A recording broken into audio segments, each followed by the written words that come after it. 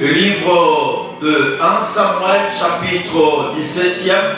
L'autre fois, on a y a parlé les attitudes que David avait face à Goliath. Alléluia.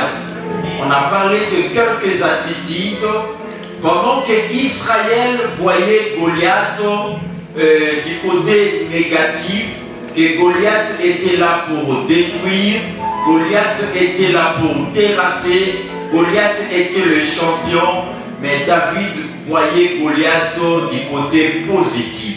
Alléluia. Il savait que le Seigneur va l'utiliser, le Seigneur va le lever au travers de Goliath. Alléluia. Des fois, des problèmes que nous voyons, nous avons tendance à voir du côté négatif. Il faut des fois le voir du côté positif. Alléluia. Dieu, il permet tout dans notre vie. C'est ce qui nous arrive, Dieu sait tout. On a y a parlé la deuxième attitude de David. David face à Goliath, la Bible nous dit, et on nous a fait voir que David savait ouvrir l'album des souvenirs. Alléluia. Il a dit au roi, ton serviteur faisait paître le troupeau de son père. Il arrivait qu'un ours, un lion, il venait pour arracher la bête, pour tuer la brebis.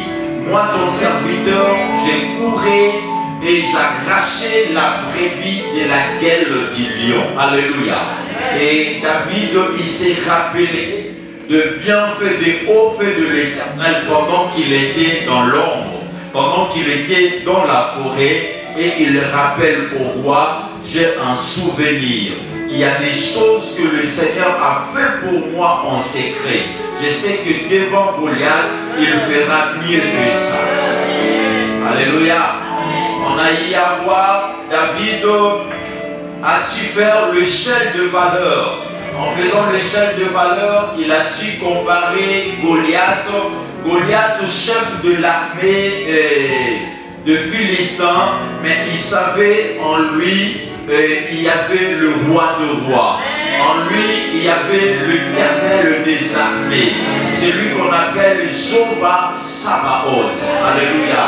Devant la maladie, devant le problème, devant les tribulations, tu dois savoir à faire l'échelle de valeur. La maladie, c'est bien, mais en toi, il y a Jéhovah Rapha. C'est lui qui nous guérit de toutes nos maladies. Quand le problème se présente, c'est pas mauvais. Tu dois savoir, en toi, il y a Jéhovah Jireh. C'est lui qui pourvoit à tous nos besoins. Alléluia. Et le dimanche passé, nous avons y à voir dans le même livre de Samuel, lorsque David a voulu combattre avec Goliath, la Bible nous fait voir que le roi lui a donné ses armures afin de combattre face à ces Philistins, à cet incirconcis de Goliath. Pendant que David s'est habillé des armures de Saoul, il a constaté qu'il ne pouvait pas avancer. Il ne pouvait pas combattre avec les armures de Saoul. Après, David enleva ses armures. Il a eu quand même du courage.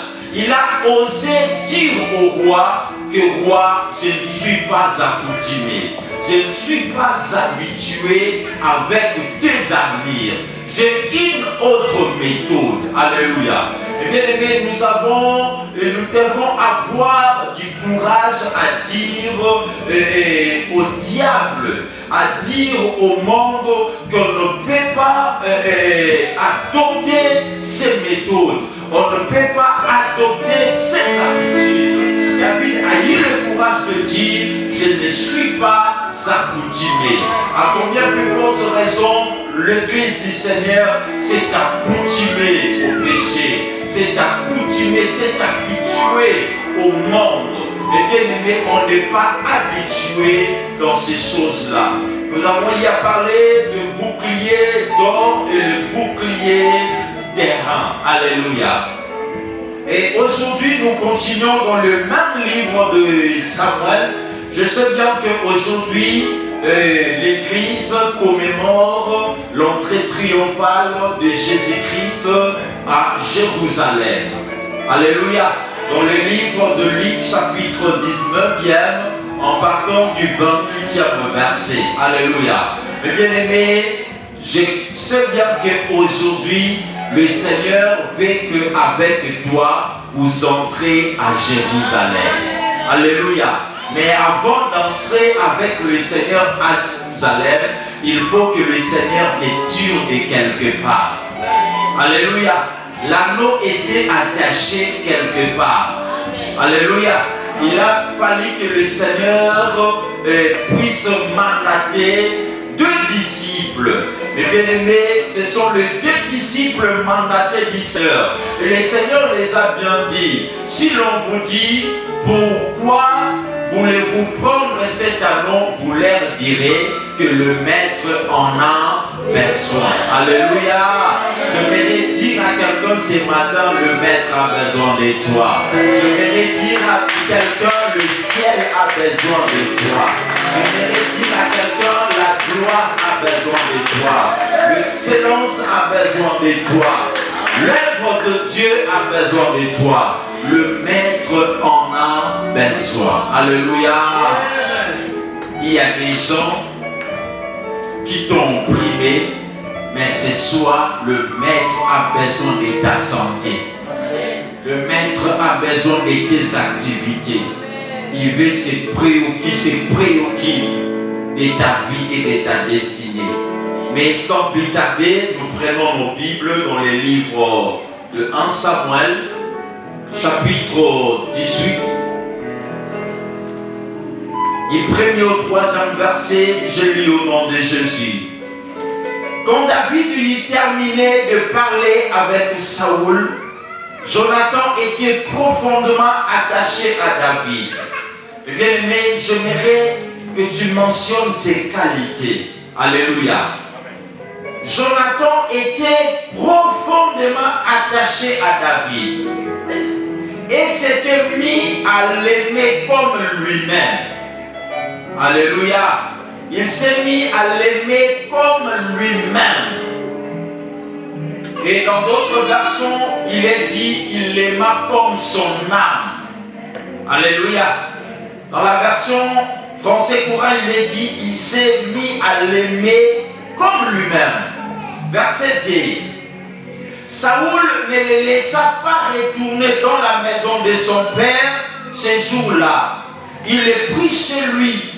Jonathan conclut un pacte d'amitié avec David parce qu'il l'aimait comme lui-même. Alléluia. Jonathan fit quoi? Il conclut un pacte d'amitié. Alléluia. Qu'est-ce qui a fait que Jonathan puisse conclure un pacte d'amitié avec David? C'est parce que son âme s'était attachée à l'âme de David. Alléluia. Et la Bible nous dit au verset 4e, il enleva son manteau. Alléluia. Verset 4e, je verrai que tu soulignes. Si tu as ta Bible, tu peux souligner. Il enleva son manteau et le donna à David. Il lui offrit aussi son équipement et jusqu'à son épée, son arc et quoi? Sa ceinture. Alléluia. Il ôta son manteau. Mais il ne s'est pas limité au manteau. Il donna ses vêtements. Même son épée, son arc et sa ceinture. Des choses qui pouvaient caractériser un prince. C'était le manteau princier. Alléluia.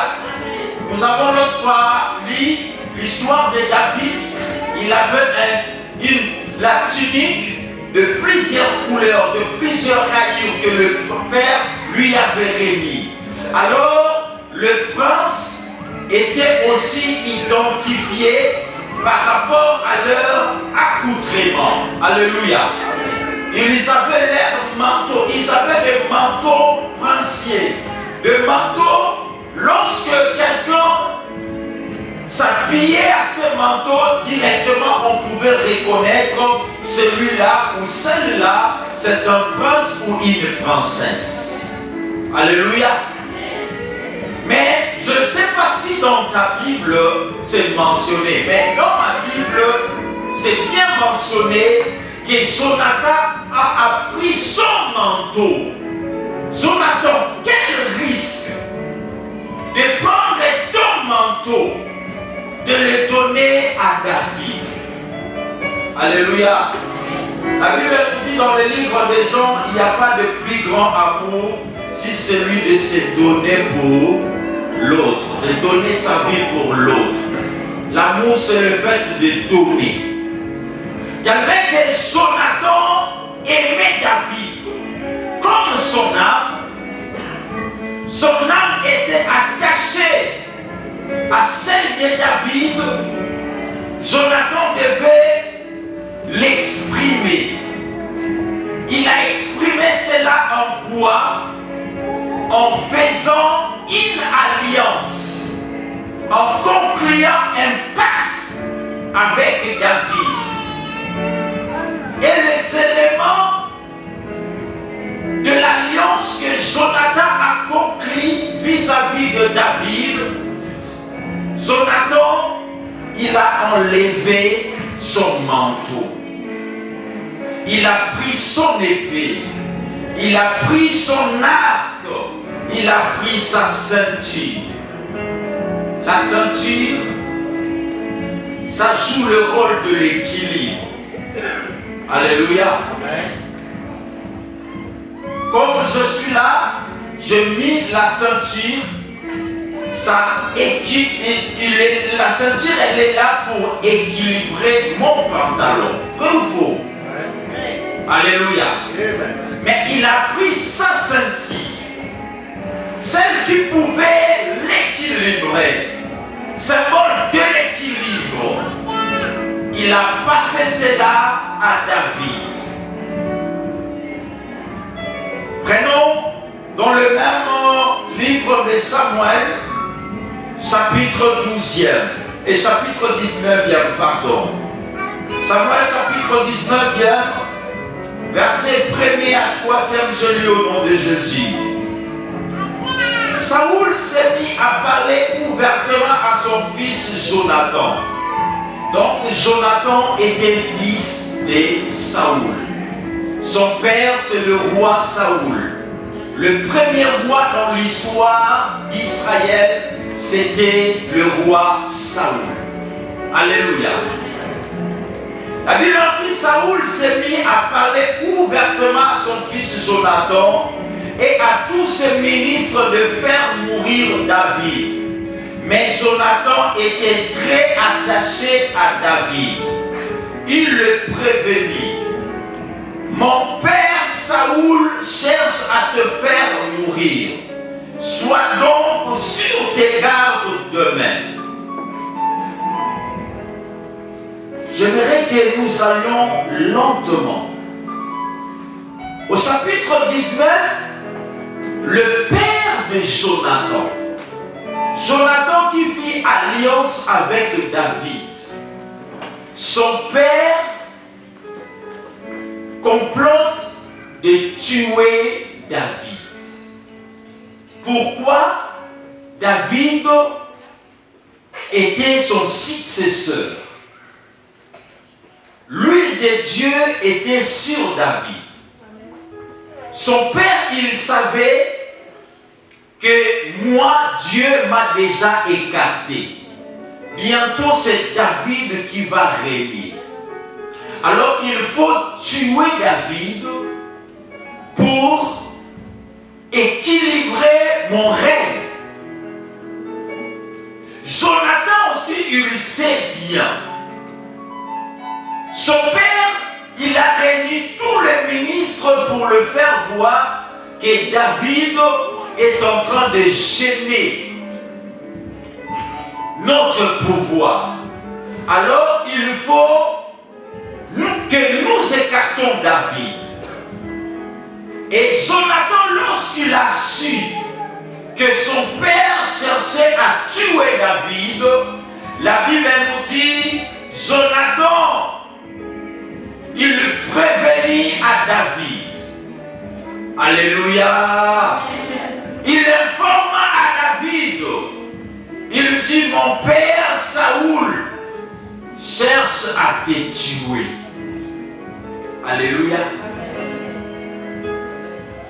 Jonathan, tout ça c'est à cause de quoi? De l'amour. Alléluia. Tellement que son cœur était attaché à David, Jonathan devient même le traître du trône, prêt à trahir son père pour l'amour qu'il avait vis-à-vis de David. David n'avait rien à lui assurer, apparemment. David, fils d'un berger. David, lui qui a passé presque sa jeunesse dans la forêt, en train de paître les troupeaux de son père. Mais Jonathan, son cœur était tellement attaché à ces bergers-là. Ces bergers qui n'avaient rien à lui garantir. Jonathan, c'est lui le futur prince. C'est lui, pardon, le futur roi. Si son père mourait, c'est lui qui allait succéder au trône. Alléluia. Au verset 3, il est dit, je sortirai en compagnie de mon Père et nous passerons dans les champs où tu seras caché. Je parlerai de toi à mon Père. Je verrai ce qu'il en est et je te le ferai savoir. Jonathan fit l'éloge de David à son père, puis il ajouta que le roi ne se rende donc pas coupable à l'égard de son serviteur David, car il n'a commis aucune faute envers toi. Au contraire, ses services t'ont toujours été très utiles. Alléluia. Jonathan, un jeune homme plein de qualités, plein de vertus. Alléluia. Dans le même livre de Samuel, nous continuons au verset 20e, au chapitre 20e, pardon. Chapitre 20, verset 2e, la Bible nous dit, Jonathan lui répondit, Dieu te garde de cette pensée. J'aimerais que nous commencions par le verset premier pour que nous comprenions bien. La Bible nous dit, David s'enfuit à la communauté des prophètes à Rama et il alla trouver Jonathan pour lui demander, qu'ai-je donc fait à ton père? En quoi suis-je coupable à son égard? Quel tort lui ai-je fait pour qu'il veuille me faire mourir? David, tellement qu'il a compris que sa vie était menacée par le père de Jonathan, Saoul, à cause du trône, David est allé voir son ami Jonathan. Alléluia. Est-ce que tu peux dire avec moi Jonathan? Il est allé voir son ami Jonathan. Il a dit, Jonathan, qu'ai-je donc fait à ton père, Saoul? Alléluia. En quoi suis-je coupable à son égard? Je lui ai rien fait du mal. Mais ton père cherche à me faire mourir. Lorsque Jonathan a appris ce que son père voulait de David, Jonathan a compris, mais je lui ai parlé à mon père. Mais je comprends comme si Saoul, il est toujours ferme à sa décision. Mais je ne vais pas lâcher. Je vais encore retourner auprès de mon père. Je vais lui parler en face. Alléluia. Au verset 2, il est dit, Jonathan lui répondit, il répondit à David, loin de là, tu ne mourras point. Mon père ne te fera aucune chose. Il a dit, je m'excuse, mon père ne fait aucune chose, grande ou petite, sans m'en informer. Pourquoi donc mon père me cacherait-il celle-là s'il n'en est rien? Alléluia. Alléluia. Jonathan réconforta David. Il a dit à David, tu ne mourras jamais. Tu ne mourras pas, David.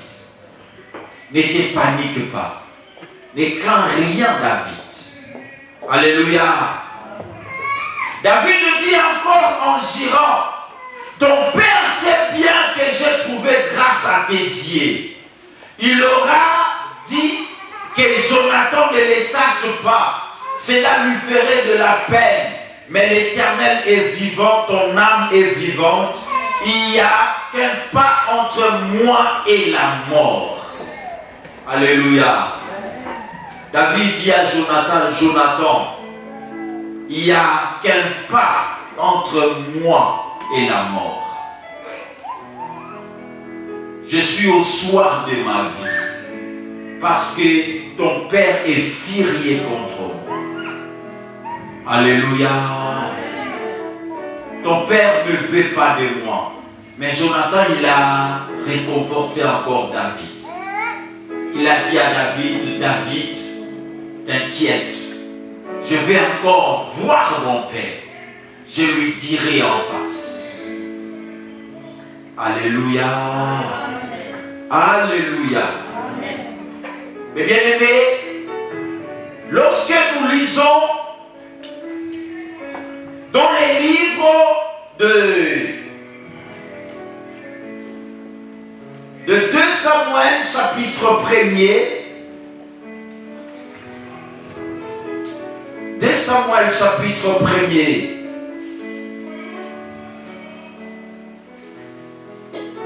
par faute de temps, on ne lira pas tout le texte.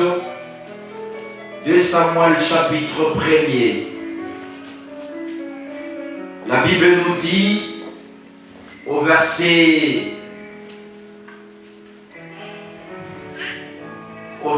je lis le verset 10e.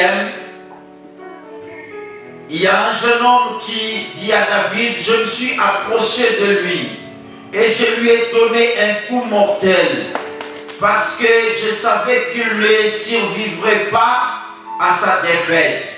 Puis j'ai enlevé la couronne de sa tête et les bracelets qu'il avait au bras.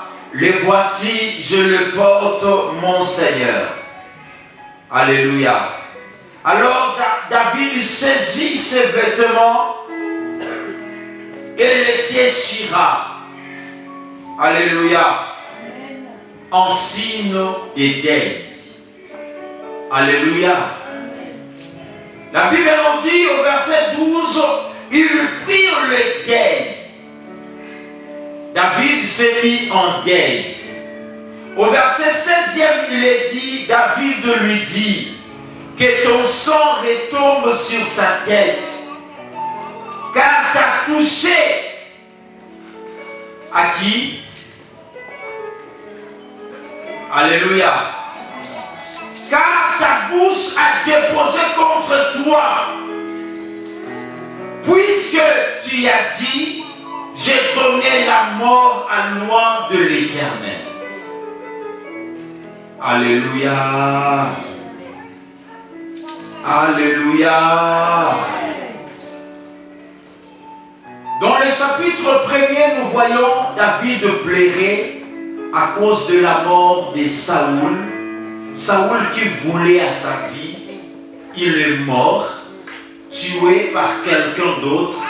Au lieu que David se réjouisse, David se met en deuil. Alléluia. Ça ne se limite pas là. Il pleure son ami Jonathan. Jonathan tué. Alléluia. Lorsque tu lis plus loin, David, il fait des éloges pour Jonathan. Il dit, Jonathan, mon amour pour toi était plus que l'amour qu'un homme a pour sa femme. Alléluia. Mais les bien-aimés, Jonathan, que nous venons de lire en Sélier, il avait plein de qualités. Jonathan avait plein de vertus. Jonathan était le fils du roi. Le roi Saoul. Jonathan, jusqu'à tel point, a tout donné pour David. Jonathan, prêt à tout perdre. Prêt à perdre la succession. Parce qu'il savait que c'est David qui était le choix de l'Éternel. Alléluia. Jonathan, il savait bien que c'est David qui va régner en Israël. Jonathan s'est donné pour David. Jonathan a défendu David. Jonathan a parlé favorablement de David à son père. Alléluia. Jonathan était prêt à tout faire pour que David soit calme, soit stable. Jonathan était aussi prêt à faire tout ce que David voulait. Alléluia. Est-ce dans nos églises on peut avoir des Jonathan? Alléluia. Dans l'église actuelle, dans l'église du 21e siècle, y a-t-il des Jonathan prêts à se sacrifier pour David? David, le nom qui veut tout simplement dire bien-aimé de l'Éternel. Sur la terre, nous n'avons qu'un seul bien-aimé en la personne du Seigneur Jésus-Christ. Alléluia. Jonathan, ami de David. Le Seigneur nous appelle ses amis. Nous qui l'avons reçu comme Seigneur et Sauveur, nous sommes devenus ses amis. Alléluia. Moi et toi, nous sommes des Jonathan à côté de David qui est le Seigneur Jésus-Christ. En acceptant Jésus-Christ comme Seigneur et Sauveur, c'est un pacte d'alliance que nous avons conclu entre nous et lui. Alléluia. Tellement que le Seigneur a tout donné, a donné sa vie pour nous, nous avons décidé de donner, de faire alliance avec le Seigneur. C'est ça, Jonathan.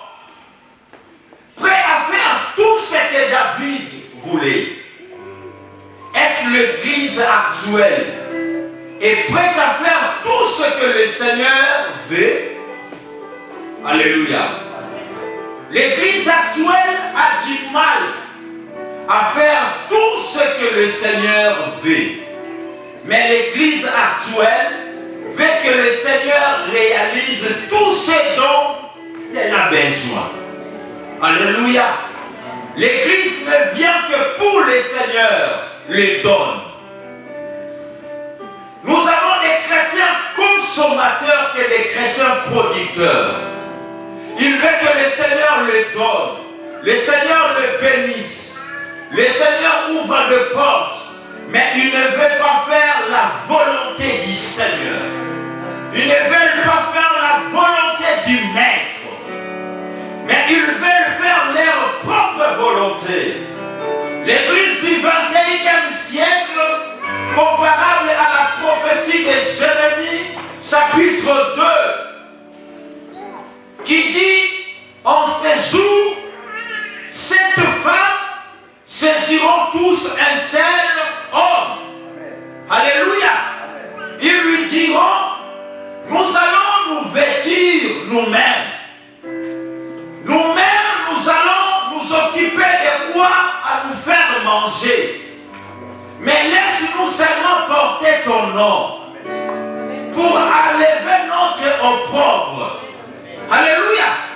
Ils veulent seulement que le mari puisse l'épouser pour enlever son opprobre, mais que le mari ne puisse pas le prendre en charge.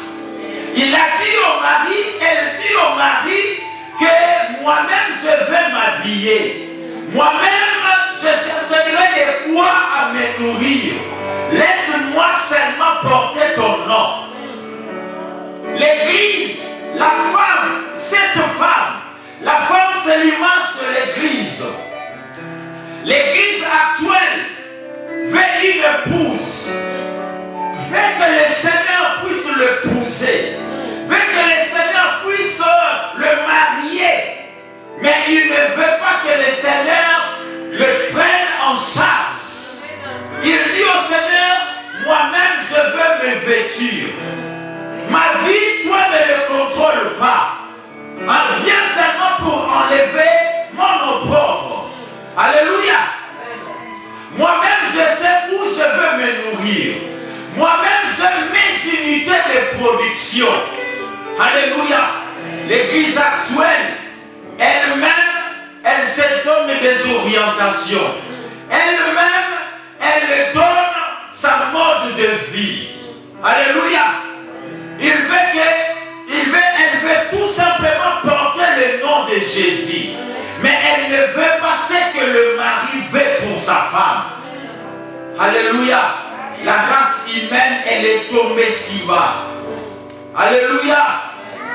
L'église du Seigneur, c'est l'époux qui est censé orienter l'épouse. Mais l'épouse dit à l'époux, c'est pas à toi de m'orienter. Moi je veux seulement porter le nom du chrétien. Alléluia. Il y a des musiciens, il y a des pasteurs, il y a des chrétiens qui portent le nom de l'époux qui s'appelle le Seigneur Jésus. Ils deviennent chrétiens à cause de l'époux. Ils veulent vendre leur musique au nom de l'époux. Alléluia. Mais la force de leur inspiration, ce n'est pas inspiré par l'époux. Alléluia. Ils veulent prétendre pasteur au nom de Jésus, mais la force de miracle, la source de miracle, ça ne vient pas de l'époux. Alléluia. Nous voulons seulement porter ton nom. Nous voulons seulement dans nos églises qu'on voit le nom de Jésus. Nous voulons seulement dans nos prédications utiliser la Bible. Mais nous-mêmes, on a des normes placées. Ce n'est pas à toi, Jésus, de nous orienter. Je veux seulement qu'on me sache, sœur en Christ. En sachant sœur en Christ, j'aurai des faveurs, des opportunités. En sachant que je suis frère en Christ et pasteur, j'aurai des opportunités. Mais Seigneur, ce n'est pas à toi de l'orienter et de contrôler ma vie. Ma vie sera conduite par moi-même. Alléluia. Quoique David n'avait rien à lui donner, rien à l'assurer, mais il était attaché à David. Alléluia. Est-ce que nous avons une église attachée à l'épouse? Alléluia. Attachée au Seigneur. Mais Jonathan, mon message de ce matin, il n'y a pas longtemps, je vais citer l'éternité à côté de celui que tu as servi. Amen. L'éternité à côté de celui que tu as servi. L'éternité, c'est une durée de vie qui a un commencement, mais qui n'aura pas de fin. Alléluia. Une durée de vie qui a un commencement, mais qui n'aura pas de fin. Tous comme nous sommes là, nous sommes appelés à passer l'éternité quelque part. Vouloir ou pas, païen, chrétien, l'éternité, nous la passerons quelque part. Vouloir ou pas. Tu passeras ton éternité à côté de celui que tu sers. Jonathan servait David, était attaché à David parce qu'il savait que David va régner. Il voulait régner un jour avec David. Alléluia. Mais le grand problème avec Jonathan avait un défaut. Plein de qualités. Mais il n'y avait qu'un seul défaut qui avait détruit toute sa vie. Il avait un défaut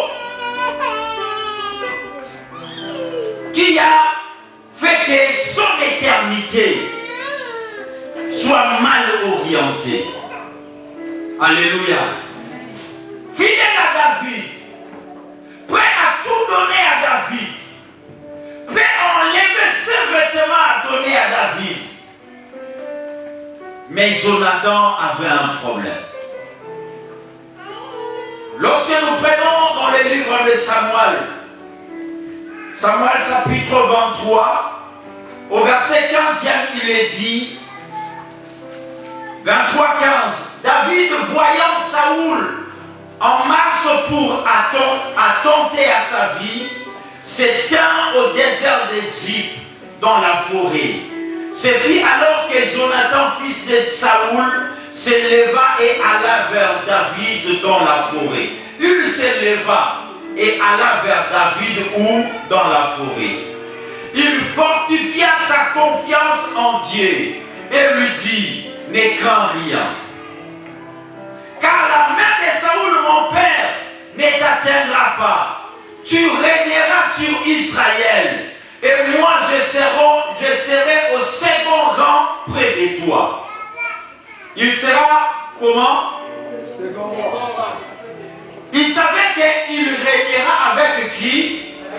David. Il sera au second rang avec David. Mon père le sait bien aussi. Ils firent tous des alliances devant l'Éternel. Et David resta dans la forêt et Jonathan s'en alla chez lui. Alléluia. David resta dans la forêt et Jonathan s'en alla avec lui. Le grand problème de Jonathan avait du mal à abandonner les conforts du palais royal. Alléluia. Il venait visiter David dans la forêt, au maquis, mais il n'arrivait pas à dormir avec David. Souffrir avec David, Jonathan n'arrivait pas. Alléluia. Réconforter David, c'est bien. Mais passer toute la nuit au maquis, dans la forêt, dans la brousse, avec David, il n'arrivait pas parce que dans la brousse, dormir par terre, laisser le lit luxueux à la maison. Oh, Jonathan, le cœur était partagé. Alléluia.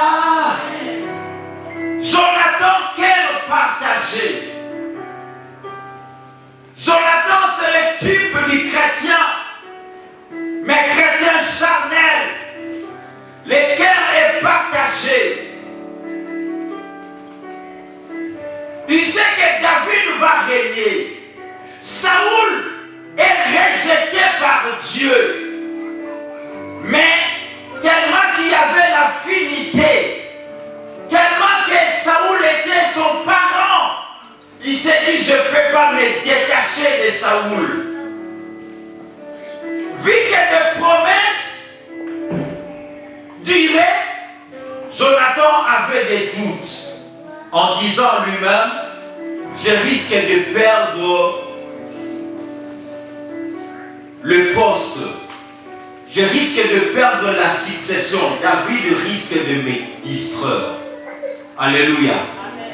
Parce que si papa mourait, c'est moi qui va succéder. Il faut qu'à 50% je m'attache à David, à 50% je m'attache à Saoul. Alléluia. Il est venu à côté de David disant à David, ne crains rien, tu régneras. Nous allons régner avec toi. Moi je serai au second rang. Alléluia. Il y a des vice-rois. Je ne sais pas s'il y a des vice-rois. Mais lui, il s'est déjà fait vice-roi. Il s'était déjà fait vice-roi. Je serai au second rang. Après toi, David, ça sera moi, Jonathan. Mais Jonathan, tu veux régner avec moi, David. Accepte de souffrir avec moi, David. Les chrétiens veulent aller au ciel. Les chrétiens veulent être bénis. Les chrétiens veulent être prospères. Mais ils ne veulent pas souffrir avec le Seigneur Jésus. Ils ne veulent pas partager la bonne nouvelle de Jésus. Ils ne veulent pas se sacrifier pour la cause du royaume de Dieu. Mais bien aimés, nous faisons du message de la croix de Jésus comme si Jésus était monté à la croix juste pour nous bénir.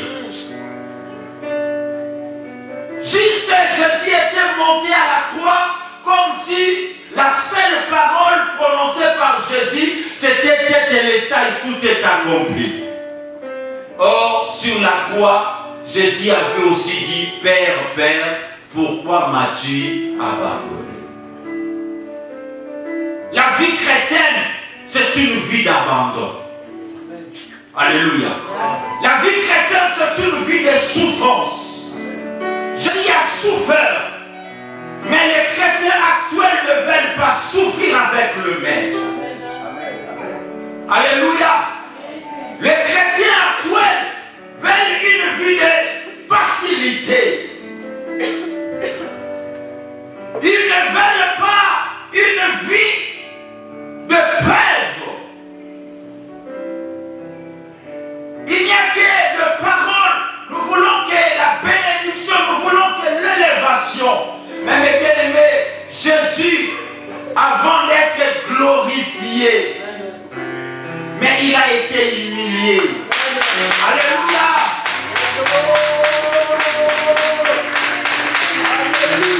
La Bible nous dit qu'il s'est humilié jusqu'à la mort, même à la mort de la croix. Il s'est rendu obéissant jusqu'à la mort. Même à la mort de la croix. C'est pour cela que Dieu l'a souverainement élevé. Et lui a donné le nom qui est au-dessus de tout autre nom. Afin qu'au nom de Jésus, tous nous fléchissent. Avant d'être souverainement élevé quelque part, il faut être obéissant. Il faut s'humilier. Mais tu ne veux pas t'humilier. Tu ne veux pas te sacrifier par rapport à Dieu. Tu ne veux pas souffrir avec David. Tu ne veux pas souffrir pour l'œuvre de Dieu, l'intérêt de Dieu. Tu te préoccupes plus de tes intérêts, plus de l'intérêt, moins de l'intérêt du royaume. Alléluia. Amen. Alléluia. La raison lui disait David, mais le cœur lui disait papa. Alléluia. David sur les tubes du Seigneur Jésus. Nous sommes appelés à régner avec le Seigneur Jésus dans le ciel. Alléluia. Mais lorsque notre cœur est partagé, dans le chapitre 1er du 2e livre, nous retrouvons Jonathan qui était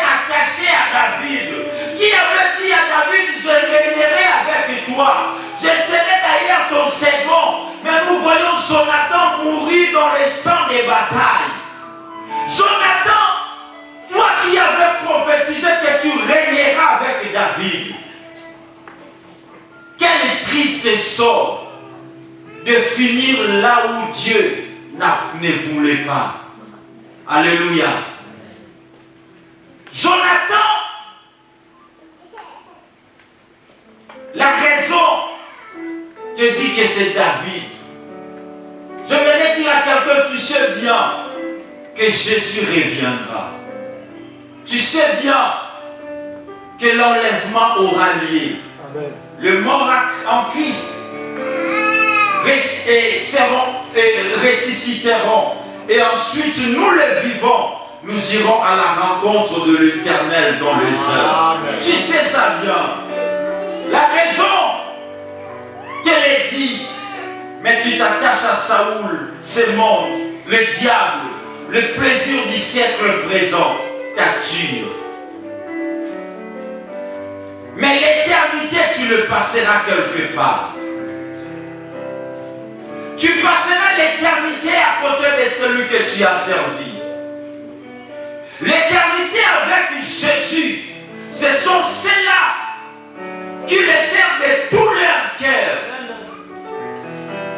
Jonathan, cœur partagé. Le deuxième problème de Jonathan était prêt à tout donner. Prêt à tout donner pour David. Tout donner pour David, son manteau, son épée, son arc. Prêt à tout donner, sauf son cœur. Il ne pouvait pas donner tout son cœur. Il n'a pas divisé son manteau. Il n'a pas divisé son épée. Il n'a pas divisé son arc. Il a donné tous ses vêtements à David. Mais il n'a pas donné tout son cœur. Les chrétiens Jonathan, ils sont prêts à tout. À venir à l'église, il est prêt à accepter une Bible, prêt à donner l'offrande, prêt à payer la dîme, mais il n'est pas prêt à donner son cœur à Jésus. Il n'est pas prêt à donner son cœur à Jésus. 50% du cœur à Jésus, 50% du cœur au monde, au diable, au plaisir du siècle présent. La Bible nous dit on ne peut servir deux maîtres à la fois. Soit on aimera un et on haïra l'autre. Alléluia. Lorsqu'on sert deux maîtres à la fois, nous qui sommes l'épouse du Seigneur, nous servons deux maîtres à la fois. Cela sous-entend nous devenons des prostituées. Voilà l'adultère spirituel. Qu'Adam fait pour. De l'autre côté, le Seigneur Jésus. De l'autre côté, maman. Le plaisir du siècle présent. Jonathan, c'est pas toi de Saoul. Mais Jonathan, il croyait soit tromper David, soit tromper Saoul. Mais bien aimé, je voudrais dire à quelqu'un, tu ne trompes pas Dieu. Alléluia. Tu ne trompes pas Dieu. L'éternité, tu le passeras quelque part. L'enfer existe. L'enfer n'est pas une mythe, bien aimé. L'enfer existe. Tu ne passeras pas 20 ans en enfer. En enfer aussi, tu passeras l'éternité. L'enfer, la Bible nous fait voir, c'est un fait éternel. Mais si tu t'attaches à David, tu passeras ton éternité dans le paradis. Aux félicités royales. Nous sommes à l'âge de Laodicée. L'église de Laodicée, une église forte, une église puissante, une église qui se dit riche, qui n'a besoin de rien. L'église a besoin de rien. il est déjà comblé. Tu vois que tu es déjà comblé. Tu n'as pas besoin du maître. Tu n'as pas besoin de Jésus. Mais bien aimé, si tu n'as pas besoin de Jésus, laisse-moi te dire, l'enfer t'attend. Mais Dieu ne nous a pas créés pour que nous allons souffrir en enfer. Dieu nous a créés pour que nous soyons avec lui dans la gloire. Amen. Alléluia. L'église, Laodicée, elle se préoccupe plus de l'apparence extérieure, plutôt de son cœur. Jonathan, tu donnes tout, mais tu ne veux pas donner ton cœur. Il s'est dit, je vais aller à l'église, il faut que je m'habille bien, il faut qu'on me voie, il faut. L'église se préoccupe de l'apparence extérieure. Il faut que je parle un bon français qui va attirer l'auditoire. Mais ce qui en fait la force, le cœur, est sale. Mais l'extérieur, impeccable. Alléluia. Sur le plan extérieur, rien à reprocher. La personne se préoccupe de son extérieur, de sa vie, de la vie qui est passagère, au lieu de se préoccuper de la vie qui est éternelle. Tu te préoccupes de la vie de 30 ans, les 30 ans qui te restent, les 40 ans qui te restent. Mais bien aimé, c'est une durée, c'est pour un temps. Préoccupe-toi de l'éternité. Alléluia. Jonathan, à la fois fidèle à David, fidèle à Saoul. Combien de chrétiens actuels, fidèles au monde, fidèles à Jésus. Alléluia. Alléluia. Fidèle au péché, fidèle aussi à Jésus. Jonathan, cœur partagé. Ta finalité sera triste. Alléluia. Il aimait tellement son père, il aimait aussi David. Alléluia. Il avait le choix entre la sécurité du palais et David. David n'avait rien à lui y assurer sur le plan sécuritaire. Tu te dis, la vie chrétienne, ça va me servir à quoi? Venir à l'église tout le temps, venir à l'église à l'heure, ça me paye en quoi? S'il faut aller au service, tu es toujours à l'heure. Pour prendre ton train, tu es toujours à l'heure. Des fois 5 minutes avant. Alléluia. Mais pour Dieu, tellement il ne te garantit rien. Tu te dis, qu'est-ce qu'il a à me garantir?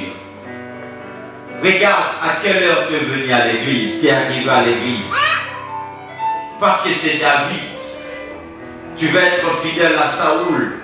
Parce que tu sais qu'avec Saoul, je suis déjà prince. Si Saoul meurt, c'est moi qui va régner. Alléluia. Tu sais, avec ton service, ça te rémunère. Il n'y a pas de souci. Mais mes bien-aimés, j'aimerais te dire que l'église nous prépare pour l'éternité. Alléluia. La Bible nous dit que certes, tu as l'homme de gagner tout le bien de ce monde. S'il perd son âme, que donneras-tu l'homme en échange de son âme? Alléluia. La souffrance, c'est pour toi, David. Mais la gloire, c'est pour nous deux. Alléluia. Tu ne veux pas souffrir avec Jésus, mais tu veux partager la gloire de Jésus. Tu veux que le Seigneur te lève. Tu veux que le Seigneur protège tes activités. Tu veux que le Seigneur t'ouvre de portes. Mais bien aimé, le Seigneur que le Dieu que nous servons n'est pas un magicien. J'aimerais dire à quelqu'un que toutes les promesses de Dieu sont conditionnées. Il n'y a aucune promesse sans condition. La Bible nous dit, tu serviras le Seigneur ton Dieu, je bénirai ton pain, je bénirai tes eaux, j'éloignerai la maladie. Donc il y a une condition. Tu serviras l'Éternel. Quand tu lis même dans le livre de Deutéronome 28, de bénédiction, voilà les bénédictions qui te suivront. Mais bien aimé, toutes ces bénédictions-là sont conditionnées. Amen. Alléluia. Il n'y a pas de bénédiction sans condition. Notre Dieu n'est pas un magicien. Quand tu ne marches pas en conformité avec lui, n'attends pas qu'il te bénisse.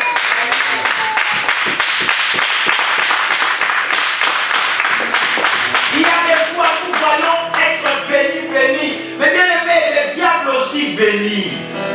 Il y a des gens qui sont dans le monde, ils sont bénis, plus que même des chrétiens. Amen. Alléluia. Amen. Ne nous fais pas croire, quand tu vois ce que tu as là, c'est ce qui te suffit. Non. Dieu, il peut faire mieux que ça. Amen. Alléluia. Dans le monde, tu peux tout avoir, mais le monde ne te donnera pas la joie. Amen. Le monde ne te donnera pas la paix. Le monde ne t'aimera pas. C'est Jésus qui t'aime. Il a même donné sa vie pour toi. Il s'est sacrifié à la croix pour toi et moi. Oh, son attend cœur partagé. Reviens à Jésus. Alléluia. Alléluia. Mais bien aimés, toutes ces choses que nous cherchons sur la terre, elles sont bonnes, mais accessoires. Alléluia. L'essentiel, c'est de recevoir Jésus, de vivre avec Jésus. C'est ce qui fera que l'accessoire ait de la valeur. Alléluia. Le Seigneur a dit à Marthe, Marthe, tu t'inquiètes, tu te préoccupes pour peu des choses. Marie a choisi une bonne part qui ne lui sera jamais ôtée. Tes véhicules, tes habits, tout ça là vont passer. Mais un jour, tu comparaîtras devant le Seigneur. Tu laisseras tout. Des choses auxquelles tu te préoccupes maintenant là, t'abandonneront un jour. Mais le Seigneur sera avec toi jusqu'à la fin. Jusqu'à la fin. À la fin même de ce monde. Alléluia. Alléluia. C'est pourquoi le Seigneur a dit aux disciples, ne vous réjouissez pas de ce que les esprits mauvais vous sont soumis, mais réjouissez-vous de ce que vos noms sont écrits dans les livres de vie. Alléluia. On se réjouit pour des choses éphémères. On se réjouit pour des choses qui sont accessoires. Tu es à l'église, mais ton cœur est quelque part. Alléluia. Tu viens à l'église à compte-gouttes. Tu te préoccupes d'autre chose plutôt que l'église du Seigneur. Le Seigneur a dit, par l'entremise de l'apôtre Paul, si vous souffrez avec moi, vous régnerez aussi avec moi. J'aimerais dire à quelqu'un, si tu souffres avec le Seigneur Jésus, tu régneras avec le Seigneur Jésus. Alléluia. Si tu persévères avec le Seigneur Jésus, tu régneras avec le Seigneur Jésus. C'est lui le David par excellence. C'est lui le type de David. Attache-toi au Seigneur Jésus. Abandonne tout. Laisse tout. Donne-toi à Jésus. Donne ta vie à Jésus. Tu ne veux pas te donner à Jésus toutes les excuses que tu peux donner. Tes sœurs viront à rien. Jésus a dit à Pierre, tous ceux qui me suivront ici sur la terre, ils auront au centuple. Amen. Mais ceux que j'aime, hormis les centuples, il y aura aussi des tribulations. Il y aura aussi des persécutions. Mais bien aimé, les tribulations, c'est une promesse de Dieu. Amen. Si nous souffrons avec lui, nous serons glorifiés avec lui. Amen. Praise the Lord. Seigneur, parle encore. Oh, l'église cœur partagé. Partagé. Jonathan abandonne Saoul. Jonathan quitte le palais de Saoul. J'aimerais dire à quelqu'un, Jonathan, ce matin, abandonne le monde. Abandonne la vie de duplicité. Abandonne la vie de concubinage. Abandonne cette troisième, quatrième, deuxième bureau. Alléluia. Le péché, c'est le péché. Mais Jonathan, sanctifie-toi. Prépare-toi. Parce que bientôt nous allons régner. Bientôt nous allons passer l'éternité quelque part. La Bible nous dit, si vous entendez ma voix, n'endurcissez pas vos cœurs. Alléluia. N'endurcissez pas le cœur. Donne ta vie à 100% à Jésus. Confie-toi 100% à Jésus. Ne partage pas ton cœur. C'est ça le risque du diable. Qui te donne aux futilités plus que Jésus. La vie de prieur, tu les relègues au second rang. Lire la Bible, relégué au second rang.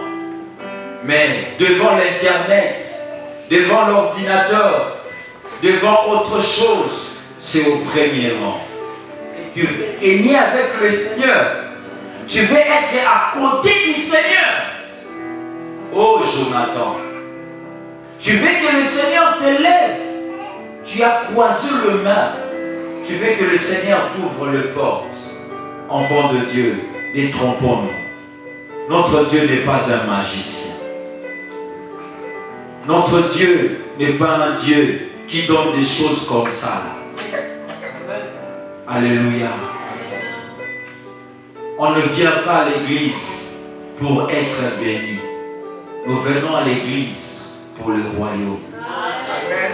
C'est pourquoi aujourd'hui le Seigneur veut prendre quelqu'un avec lui d'entrer à Jérusalem. Alléluia. D'entrer à Jérusalem. Pendant qu'ils entraient à Jérusalem, cet anneau-là, les gens ont étalé de panne. C'est l'anneau qui piétinait de panne. L'anneau était glorifié. Alléluia. Jésus veut te glorifier. Jésus veut te couronner. Jésus veut t'amener à une vie de prospérité. Lorsque tu obéis au Seigneur, le Seigneur ouvrira des portes.